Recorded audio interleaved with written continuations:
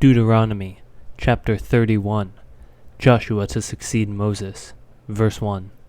So Moses continued to speak all these words to all Israel. And he said to them, I am 120 years old today. I am no longer able to go out and come in. The Lord has said to me, You shall not go over this Jordan. The Lord your God himself will go over before you. He will destroy these nations before you, so that you shall dispossess them. And Joshua will go over at your head, as the Lord has spoken. And the Lord will do to them as he did to Sihon and Og, kings of the Amorites, and to their land when he destroyed them. And the Lord will give them over to you, and you shall do to them according to the whole commandment that I have commanded you. Be strong and courageous. Do not fear or be in dread of them, for it is the Lord your God who goes with you. He will not leave you or forsake you. Then Moses summoned Joshua and said to him in the sight of all Israel, Be strong and courageous, for you shall go with this people into the land the Lord has sworn to their fathers to give them. You shall put them in possession of it. It is the Lord who goes before you. He will be with you. He will not leave you or forsake you. Do not fear or be dismayed. The reading of the law, verse 9. Then Moses wrote this law and gave it to the priests, the son of Levi, who carried the ark of the covenant of the Lord, and to all the elders of Israel. And Moses commanded them, At the end of every 7 years, at the set time in the year of release at the Feast of Booths, when all Israel comes to appear before the Lord your God at the place he will choose, you shall read this law before all Israel in their hearing. Assemble the people, men, women, and little ones, and the sojourner within your towns, that they may hear and learn to fear the Lord your God, and be careful to do all the words of this law, and that their children, who have not known it, may hear and learn to fear the Lord your God as long as you live in the land that you are going over the Jordan to possess. Joshua commissioned to lead Israel. Verse 14. And the Lord said to Moses, Behold, the days approach when you must die. Call Joshua and present yourselves in the tent of meeting, that I may commission him. And Moses and Joshua went and presented themselves in the tent of meeting.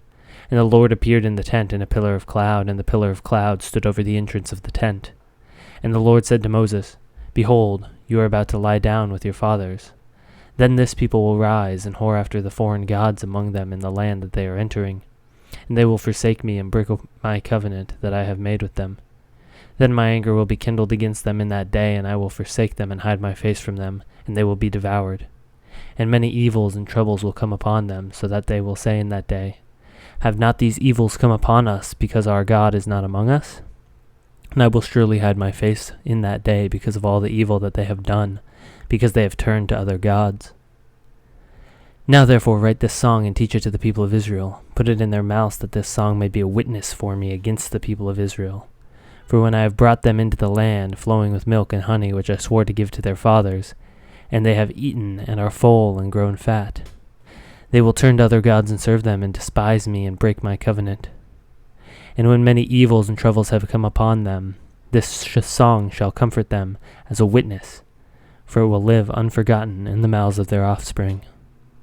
For I know that when they are inclined to do, even today, before I have brought them into the land that I swore to give. So Moses wrote this song the same day and taught it to the people of Israel.